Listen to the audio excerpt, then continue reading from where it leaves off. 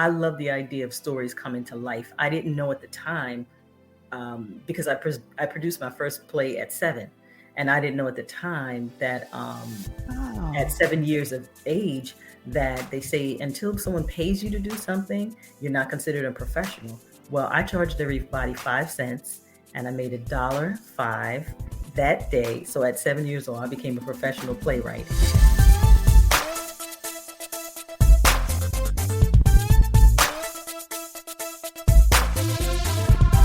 Interludes, a Peer Lighthouse production. This episode is brought to you by Interludes Extra presents Find Your Voice on Patreon.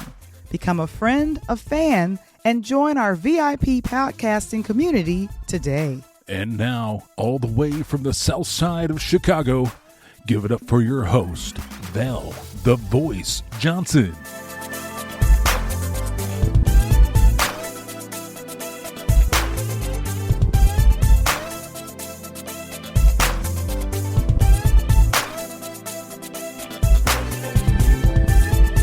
Hey everyone, it's Val the Voice Johnson, and I'm here with a special guest. Isn't it wonderful when you can talk to someone that's actually worked in entertainment, like they have a real grasp of how that goes? I have the distinct honor of bringing on someone that I am learning from how to write, how to create, and then someone that knows how to fundraise when it comes to producing a project. There have been many of us that have operated in the space of producing for either television, for the stage, and for screen, and it's tough. It's a industry that is very challenging depending on how you approach it. However, if you're a person that is fired up and you know your talent, you believe in your talent, it's like, that's this young lady. And I have to say that I'm honored to have her here because she is an award-winning playwright, 24-time award-winning playwright for the winning stage play All My Struggles, and The Wedding Plan. And this has been sold out at the world famous Apollo Theater. She can tell you more about it than that. But most of all, I like to consider her my mentor and also a friend. Ladies and gentlemen, Miss Monique Lisa Johnson. Hello, there she is. Hey. Hey, Val, how are you? I'm doing pretty good. I see someone is here saying hello. It's April. Hey, April. Hey, how you doing? I just love her. Oh my goodness. I am excited about that. Well, you know what? Here it is. A lot of folks don't know what it takes to write and produce for the stage. Talk to us about your journey and what led you to writing and producing for stage plays first. Okay, well, I thought, you know what, I was doing plays in my parents' backyard for so long. That's where I thought all Oh. plays started. I thought Mhm. you start off in the backyard, and then from the backyard you go to Broadway. No one told me that, no, there's a little bit more in between your parents' backyard and Broadway. But for me, I love the idea of stories coming to life. I didn't know at the time because I produced my first play at 7, and I didn't know at the time that at Oh. 7 years of age that they say until someone pays you to do something, you're not considered a professional. Well, I charged everybody 5 cents, and I made $1.05 that day. So at 7 years old, I became a professional playwright, and I did Mhm. get the shower curtain from the bathroom without permission from my parents. And I did tie a string to the side of the house and the other side to a fence with a stick so it'd be even. And so that is where I coerced the neighborhood kids into acting out a play that I wrote, one act play, maybe 4 rehearsals, and charged their parents 5 cents to see their own child. So been doing that for a long time. How I got to Broadway, off Broadway situation was that in 2008, I decided after 20 plus years of helping everyone else with their production, stage crew, stage manager, sound, audio, lighting, casting, craft services, I decided that I was just going to write my own production. And that's what I did. I sat down by my fireplace for 9 weeks and I wrote a 114 page, 8.5 by 11 script and had that, edited down into about 80, maybe 84 pages, about 84 pages. And there was my first full-fledged production, professional production. And so it took me 9 weeks, Okay. 9 weeks of writing every day, morning to night. And at the time, I think for me, I was more excited about the casting to see who would step into the characters and embody them. And so for me, I did that. So 9 weeks of writing. So by March of 2008, I'm sorry, March of 2009, it only took me 2 months to cast. Like I was calling people because I really needed strong singers. I needed people who could jump into different characters. And I had the privilege before I did that, I had the privilege of being mentored by Samuel E. Wright, who is the original Mufasa on Broadway, Lion King. Oh, He also played the crab in The Little Mermaid, Sebastian, and he also played Rafiki, and he's Grammy nominated. So he was my mentor. At the time, my ex-husband and I, we went to audition for a play that he was doing in a town not far from us. And I went in to read the line of the waitress, which is, you're in and out, close the door. That's it. That's all I wanted to do. Just read that. I read that line and ended up with the starring role. Don't ask. Don't ask. Don't wow. Got the starring role. And so I was playing a backslidden preacher in the play, The Grapes of Wrath. And having him direct me and show me how to direct. And even though I had a degree in it, it was nothing like working with Samuel E. Wright. Nothing can compare to working with someone who can jump into characters like that. So that's the journey. And so the first performance, 600 people showed up at my first performance of a sold out the White Plains Performing Arts Center, and it was on from there. It was on. Oh my gosh. And I'm now I'm knowing the actors, and now the actor's face is coming into my brain. And Samuel L. Wright, he unfortunately just left us a couple of years ago. Is that correct? It was the end of, I want to say the end of 2021. The end of 2021. Yeah. Yeah. He had cancer. Yeah, he had cancer. Okay, I remember him, and he was in this this is me thinking back to the Cosby Show. He was in a very powerful episode of the Cosby Show, and I remember that episode bringing me to tears because it was something that was wrong. I don't know if you remember that episode. I do remember. It was his daughter, and he found out that she was using drugs, and so he went to his friend to find out what should he do, and he broke down because he didn't see that as part of their life. And I didn't know at the time when I saw the episode that he would become my mentor. So I just saw the brilliance of his work, and that was a very emotional episode. Yeah, it was a very emotional episode. Yeah, definitely. So but he was a beast. Yeah, because a lot of the folks that produce plays, I think about Shelley E. Wright, David E. Talbert, these guys, when they went and produced, sometimes some of the first works didn't do well. In fact, very famously, Tyler Perry said that the very first play that he produced didn't work. What was the difference? Was it the mentor? You think it was the mentorships? Was it your drive? What was it? No, I think, Tyler Perry's first play, I know, have been changed. What happens is sometimes we put so much money into the production that we forget that you also have to promote it. So I don't know if he had the money to promote it. And so what happened, he got, the Sounds of Blackness involved. He got different people involved that he could, have as part of it. But I don't know if he was able to put it out enough. And so someone that I know who was encouraged to come out and see the play, actually went to see the play, loved it. Tyler ended up walking into the role of Medea at the last minute because the person who was supposed to play Medea walked out, and the person that I know was there and decided to really promote it. So you don't hear much about him, but there would be no Tyler Perry if it wasn't for this person, because he took a chance on an unknown playwright who was really writing from his own pain.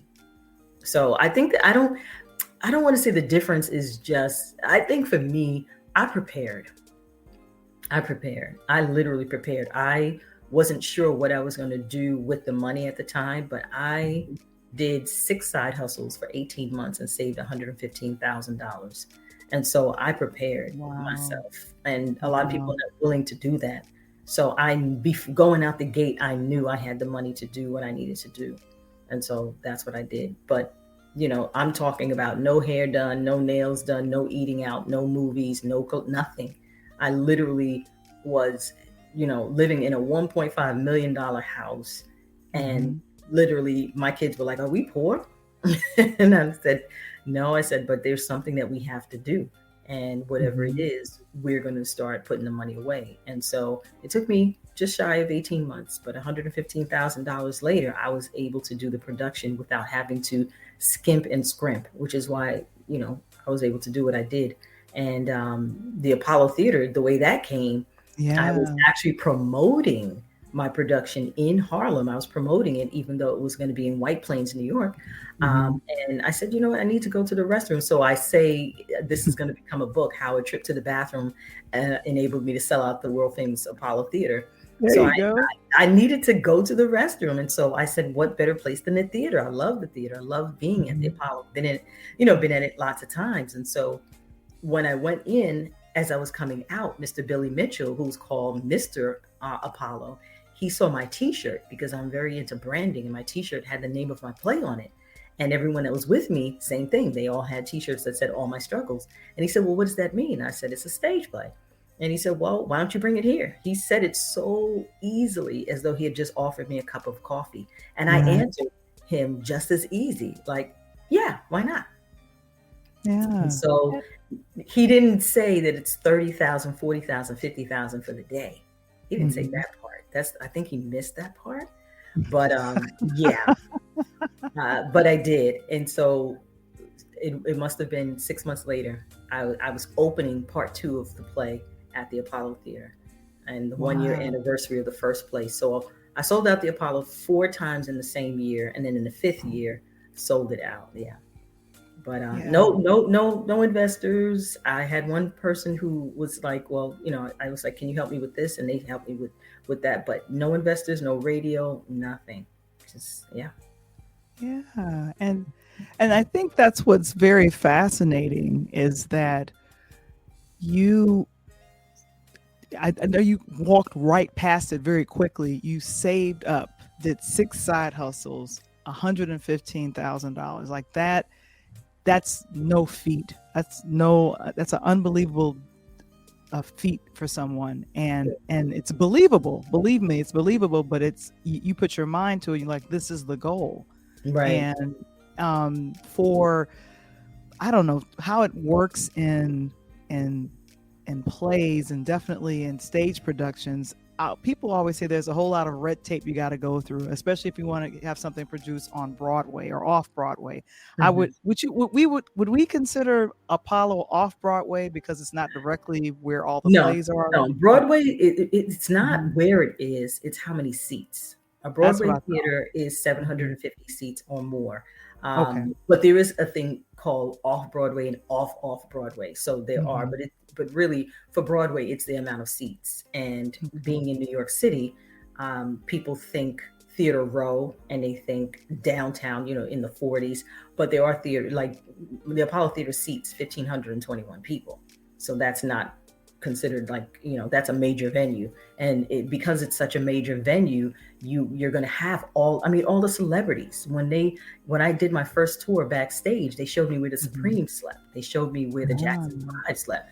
And Billy Mitchell, who's the person who asked me and said, "Why don't I bring my play here?" He was the one picking them up from the airport. Gladys Knight, The Temptations. Wow. I would never consider that not a Broadway theater for the fact that it had so much celebrity. James Brown. and then Michael Jackson as an adult. That's history.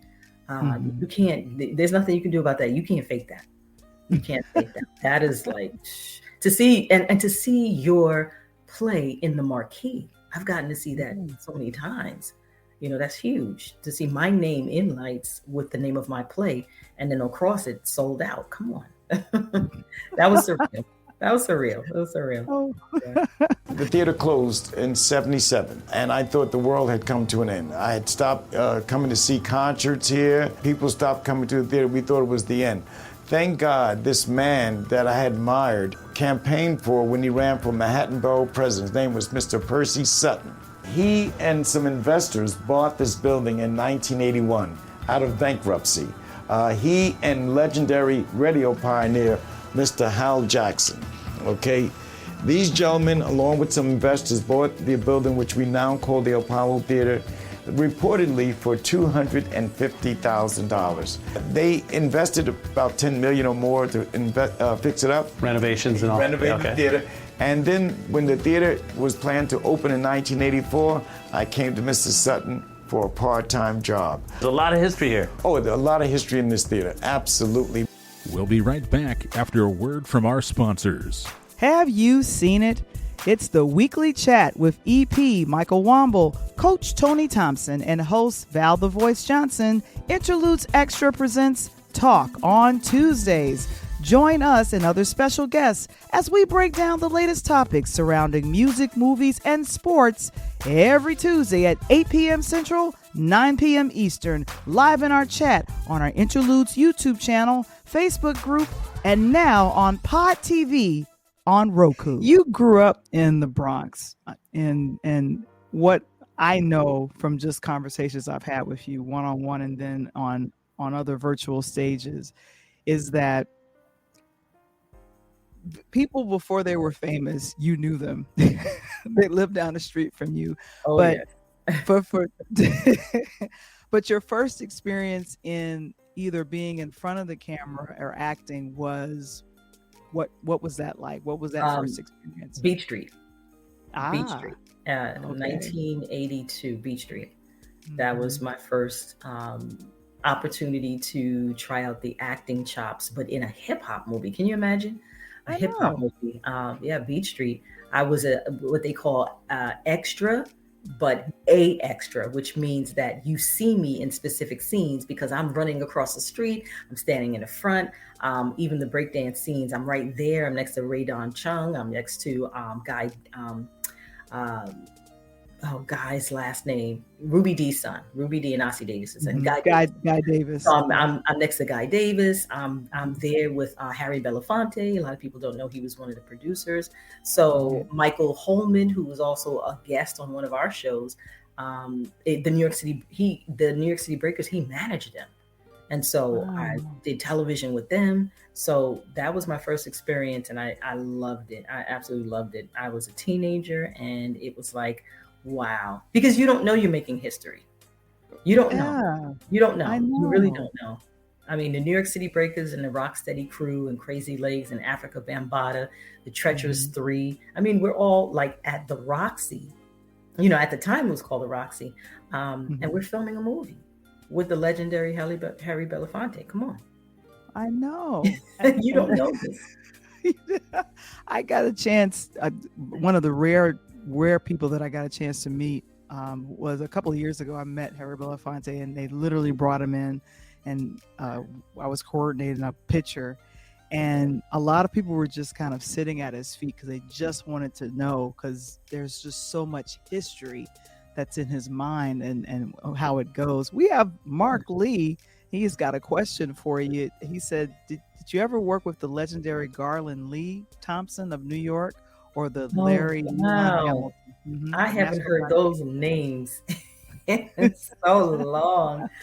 I didn't work with either. I knew who they were because I also brought my production there, but I do remember the National Black Theater Festival was, I mean, you had to be accepted into the festival. That was no easy feat, but I do remember, hearing about them and what they were doing. And I did the DC Theater Black Festival I brought my Wow. production there. But Mhm. when the National Black Theater Festival was really big and everybody was going, I was probably too young to really like bring a production there. But Mhm. and they did turn down Tyler Perry. Just Oh, to put it out there. wow. To be They real. turned him down. They were like, sorry, we don't do Chitlin circuit buffoonery. They turned him down. Yeah, yeah. And now I guess they're sorry. They're sorry. Oh my God. But yeah, it's been an experience. It has been, and I've done over 200 productions, so it's been experience. And I've been in theaters, the Orlando Shakespeare Theater, there's a beautiful theater in Atlanta. It was the first marquee I had, where we drove up. It's the Haren or Her. I don't know. I took a picture of it. It's way down my timeline on Facebook. I'll just tell you that right now. Way down the timeline. But it was the first marquee. That was the first marquee. I do have to say that. But getting back to hip hop, that was Beat Street. That was the first movie I ever did. The first opportunity to be around people who I grew up with in my neighborhood. Africa Bambaataa was like, so this is my house. His building was right there to the left of me, Mark Terrace. And so I would see Bam all the time, and he would wave, who's this little kid? I would wave, he'd wave, no big deal. I think I mentioned Christopher Williams was my neighbor. We shared a fence. So literally my neighbor for 12 years, we grew up together. And Stacey Dash, I didn't know her, but when they dated, I'd see them. So a lot of people. Kool Herc, the Godfather, the originator. I would be walking to ballet school, and he would be walking towards there was a club, I think it was called the Black Door. I'm not sure because I was too young to go to a club, but I would see him with crates, not knowing that they were albums. Like I knew what an album was, but because they were in crates, I could only see the outline of the crate. And he would be on his way to DJ and set up for a club. And I'd be walking to ballet school, and I would just say hi, and he'd say hi. I didn't know. I didn't know. I did not know that I was a part of history, history of hip hop. I started rapping at probably 14, 15. Yeah. And the one thing that I know, and I'll share this. You are featured. There's a picture of you in the African American Museum, Smithsonian in Washington, D.C. In the African American Museum in D.C., the Hip Hop Museum in the Bronx, and the Smithsonian Museum. But it's not a picture. It's actually the TV show that I did with the New York City Breakers, with Run DMC, with the Treacherous Three, with Shannon, who did Let the Music Play. Literally, it was the first hip hop TV show, and they have the whole scene with me in it. They have the scene and I walked in and I'm facing Tupac, and to my left is Biggie, and then I turn around and I see myself on the TV monitor, and I'm like, that's me. So that was interesting. And then on the opposite wall, kind of to the side of where I was all the women of hip hop. You had Queen Latifah, Monique Love, Yo-Yo, you had Salt and Pepper. And Salt and Pepper, I used to go with them to do, they used to do public access. So I'd be in the studio with them, and we'd be talking, Cheryl and I, Sandy and I, would be talking. And their first major tour that they came off of, Cheryl was dating Herbie Lovebug, who was their producer. And so I had a meeting with him, and here she comes down the steps. She's like, hey, so you really don't know. You really don't know. You really don't know. I did a movie with Chris Rock. He was unknown at the time. He was in Crush Group. And this is all of this history and your background, and then you decide, you know what? I want to do plays. I'm gonna write. I'm gonna produce them. I'm gonna actually put that out there and make it happen. And the one thing that you really remember about all my struggles, if you were to say the one thing that stood out to you the most about that production, what was it? I want to say it's a scene that I wrote between the mother and daughter, Okay. and it's a tearjerker because the daughter and the mother have like kind of like a tumultuous relationship, and the daughter's pleading with her mother to let her sing, to give her an opportunity to give her an opportunity to just shine. And then she keeps reminding her that her dad didn't make it, and she really needed to focus on other things. And so I have both actors on opposite sides of the stage, and they're both crying out, but for different reasons. And the mother is like, no, protect my child. I don't want her to do this. This is something that I just didn't see in her future. And the daughter is crying out, Mom, I really need you to let me sing. And it's one of the most powerful scenes, because at the end, there's like a roar, and you hear the audience, and you can tell it's an emotional scene. So that's a highlight, a very big highlight. Yeah, very emotional and very memorable. So one thing I'm learning with you now is how to write, and as I wrap up, how do you teach people how to tap into the writer that's living inside of them? How do you teach that? I don't know. You know what? It's not so much teaching it, but it's pulling out what's already there.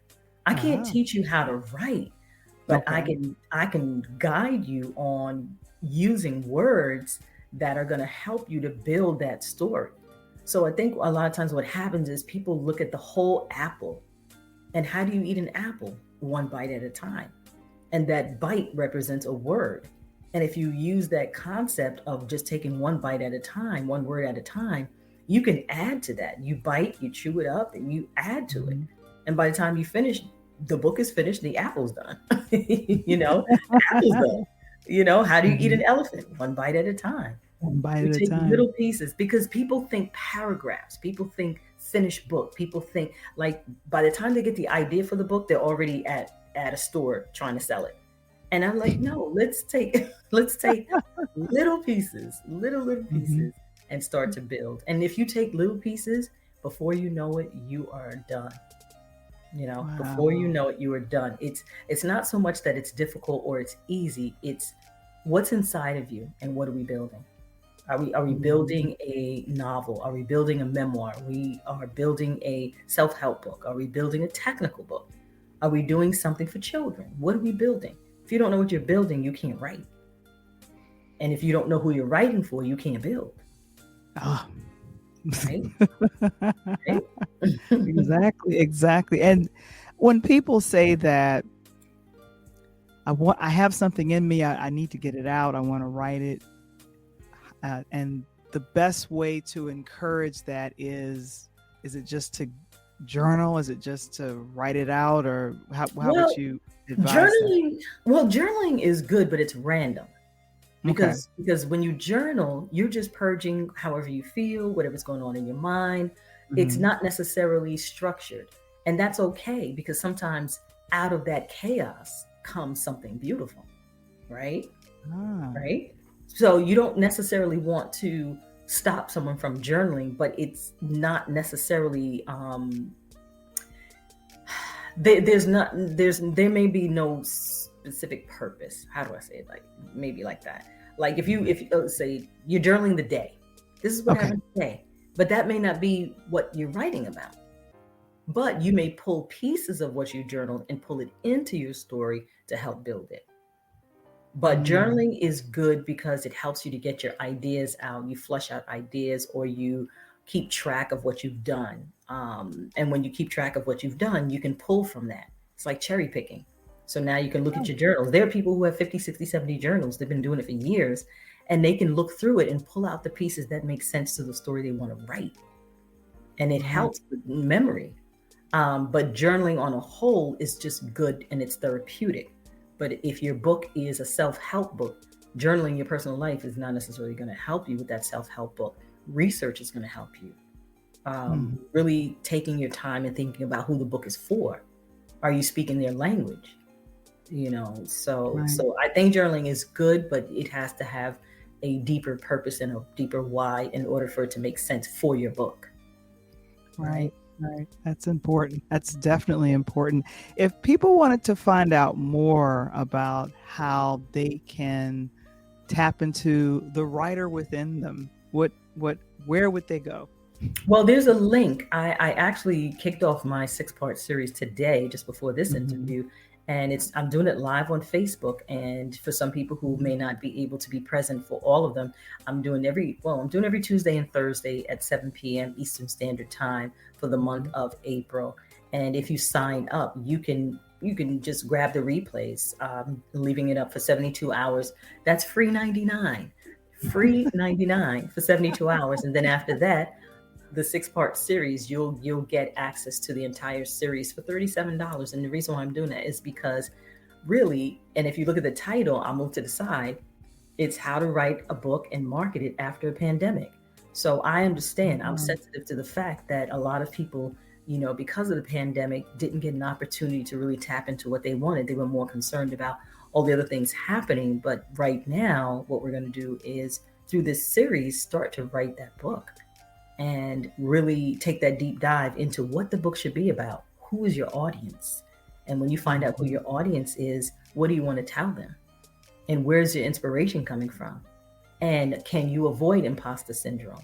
Can you avoid feeling indecisive? Can you avoid feeling unworthy? So these are the things we're talking about so that we can build the stories that we need to build. And if it is a memoir, remember the story is about you, but it doesn't belong to you. It doesn't belong to you at all. Yeah. So I'm currently being mentored by Monique. I'm just going to put it out there. I have a book that's coming out. I know it's in me. I gave you homework too. I have. Did you see your homework? I saw my homework. I sure did. So there's a lot of homework in there. But Monique, I want to thank you so much for coming to Interludes Extra and wanting and just sharing just a lot of your background and just the history of music and plays and production that you have gone through. And if you want to know more about Monique, I have her information. It's in the chat. And then also you are available. Your social media handles are on LinkedIn. Yeah. Yes, I'm on LinkedIn. On Facebook, it's Storytelling in 3D Academy on Facebook. So Storytelling in 3D Academy. On Instagram, it's at the Monique Lisa. LinkedIn, it's Monique Lisa Johnson. So if you look me up, you'll find me definitely. And then Mark also asked the question, did I get to meet Ruby Dee and Ossie Davis? Ironically enough, Ossie Davis was the keynote speaker for my 8th grade graduation. I didn't know that I was going to meet his son, Guy Davis, on the set of Beach Street, and we would become friends. So we were friends, and it was like, I met your dad, it was that kind of thing. But Ruby Dee has always been one of my favorite actors. And so I've been to their house in New Rochelle. I did get an opportunity to meet them years ago, but I met Ossie Davis at my graduation, and then I met Guy on set of Beach Street, and then I met Ruby Dee at her house. So they were all 3 different places, 3 different people, but yes, I did get to meet them. Yeah. Wonderful. Monique Lisa Johnson, thank you so much for joining us on Interludes. Yes. And we'll be somewhere in these clubhouse streets. Yes, right. having a good old time. For more information about Monique Lisa's writing courses and other digital downloads, please visit her website, MoniqueLisaProd.com. To view our entire conversation, please visit our Interludes YouTube channel.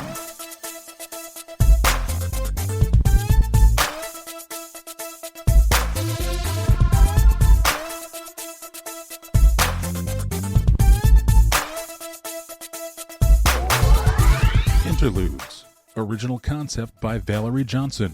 Written by Michael Womble. Produced by Michael Womble and Valerie Johnson. Original intro and outro music produced by Kendall Nesbitt. Interludes, a Peer Lighthouse production. This episode is brought to you by Interludes Extra presents Find Your Voice on Patreon. See behind the scenes with Interludes, tips on how to become a podcaster, and merch featuring our Interludes logo.